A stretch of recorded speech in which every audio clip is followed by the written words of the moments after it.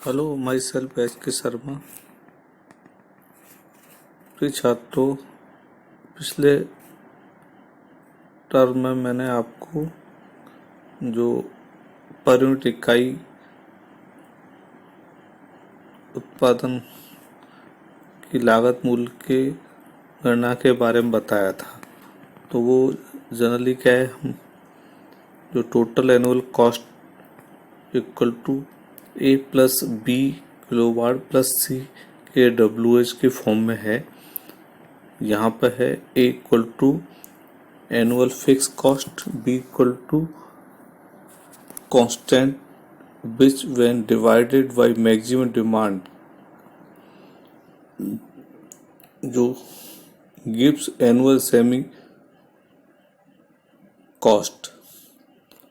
जो B part है जो सेमी फिक्स कॉस्ट को डिनोट करता है, वो मैक्सिमम डिमांड के हिसाब से निर्धारित किया जाता है।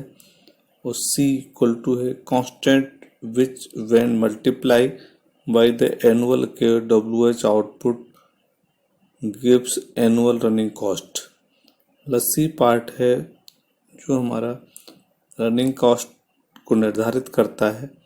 वो जितने यूनिट हमें जनरेट उत्पादन होगा उस हिसाब पे सी पार्ट मल्टीप्लाई हो जाएगा, और इस हिसाब से हमारी ये थ्री पार्ट मतलब कॉस्ट उत्पादन लागत की गणना हो गई है। इसमें फिक्स, सेमी फिक्स और रनिंग कॉस्ट तीनों इंक्लूड हो गई है।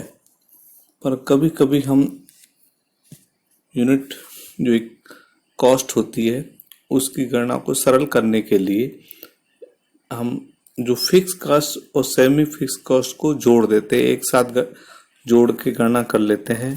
वो हमारी हो के सिर्फ टू पार्ट में की कैलकुलेशन रह जाती है, गणना हो जाती है। Total annual cost A plus B. A यहाँ स्टैंड करता है constant which when multiply with maximum kilowatt give us the annual cost of the first part. B constant which when multiply by the category energy output K W H give the annual cost of the second part. ये first part में क्या है, हमारी जो गणना होती है maximum demand के हिसाब से, और बी पार्ट में हमारी गणना होती है टोटल एनर्जी जो के डब्ल्यू एच में है उसके आधार पे। ये दो पार्ट होते हैं गणना करने के लिए। ये हमारी इस हिसाब से भी यूनिट इकाई लागत मूल्य की हम गणना कर लेते हैं। इसके बाद हमारे पास क्या है कि जो increment rate of generation, increment rate of generation में उत्पादन वृद्धि दर कहते हैं इसको। क्या होती है द उत्पादन वृद्धि दर, increment rate of generation. Generally क्या होता है कि जो इनपुट आउटपुट है, आउटपुट के हिसाब से इनपुट का जो चेंजेज आते हैं वो हम आउटपुट की रिक्वायरमेंट के हिसाब से गणना करते हैं। उसको हम उत्पादन वृद्धि दर कहते हैं। इसको डिफाइन ऐसे करते हैं, the efficiency is the given S heat rate is defined as the ratio of the output to ratio of input to output heat rate input output of kilojoule per kilowatt। तो जो heat rate है वो input output का जो है the efficiency define करना है, output in megawatt upon input in kilojoule per second. ये input output megawatt into 1000 into 3600 upon input in kilojoule per hour into ये परसेंटेज में आ जाएगी। The increment rate of machine at any given output is the rate of change of the input with respect to output. मतलब यह है कि जो उत्पादन वृद्धि दर, किसी मशीन की उत्पादन वृद्धि दर किसी उत्पादन पर जो आउटपुट में चेंज होता है वो इनपुट के हिसाब से कितना बदलता है उसके रेट पे डिपेंड करती है।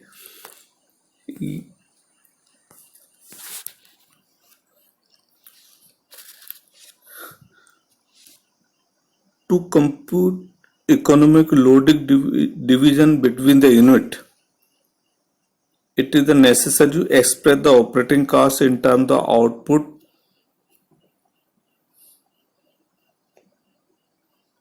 to input. Steam turbine, gas turbine और डीजल, इनकी जो इनपुट है वो किलो जूल पर आवर में और आउटपुट है लोड जो लेते हैं मेगावाट में। और हाइड्रो प्लांट की जो इनपुट है आपका क्यूबिक मीटर पर सेकंड वाटर फ्लो है और आउटपुट मेगावाट में। The efficiency at any load can be measured by taking the input from the input out करो कॉरस्पॉन्डिंग लोड। अगर किसी लोड पे अगर हमको उसकी दक्षता ज्ञात करनी है तो इनपुट आउटपुट की जो कर्व होगी वो डिसाइड करेगी। ये हमारे जो ग्राफ दिया है वो हॉरिजॉन्टल में पावर आउटपुट मेगावाट में है और इधर heat rate in kilo joule per hour में है और इसमें shape of the heat rate curve और increment rate curve is shown in figure. Here the heat rate curve and the increment rate curve is plotted on the common ordinate. It is clear that the two curves cross each other at the point where minimum, मतलब क्या है कि heat rate और increment rate curve का graph अगर खींचते हैं तो जहां दोनों कर्व का क्रॉस पॉइंट होता है, क्रॉस करते हैं, वहां मिनिमम हमारी कॉस्ट आएगी उत्पादन की। ये हमारे पास जो कंडीशन फॉर इकोनॉमिक लोडिंग, मतलब जो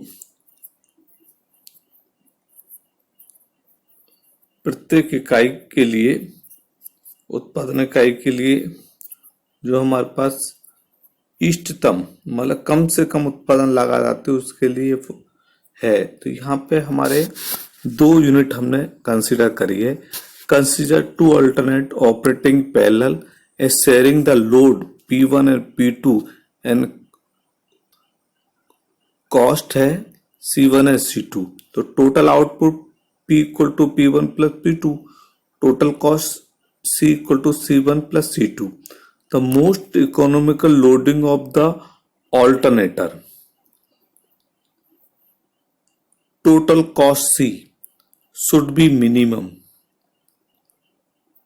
and it will be minimum when the first difference coefficient of the equation C plus C2 equal to C with respect to P,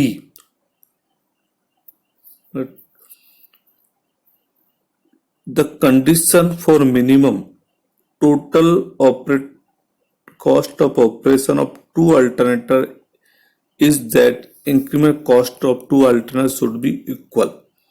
मतलब ये है कि जो मोस्ट इकोनॉमिक लोडिंग जनरेटर पे होगी, तब हमारी टोटल जो कॉस्ट है वो मिनिमम हो जाए। तो यहाँ पे ये फॉर्मूले से डिराइव करा हुआ है, इसमें आप देख सकते हैं, चाहो तो उसको नोट भी कर सकते हैं। और ये आपके कोर्स में थोड़ा सा मैथमेटिकल पार्ट है जो जनरली आपको समझ में थोड़ा कम आएगा, इसलिए इसको आप अपने हिसाब से इसको उतार के और याद कर लेना। ये हमारे पास पहला जो है वो 2 यूनिट को कंसीडर करा है। आगे वाला जो पार्ट है वो हमारा जो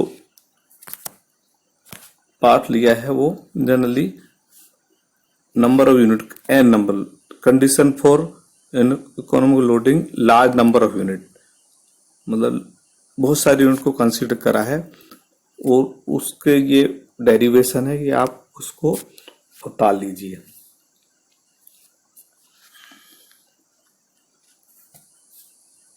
थैंक यू।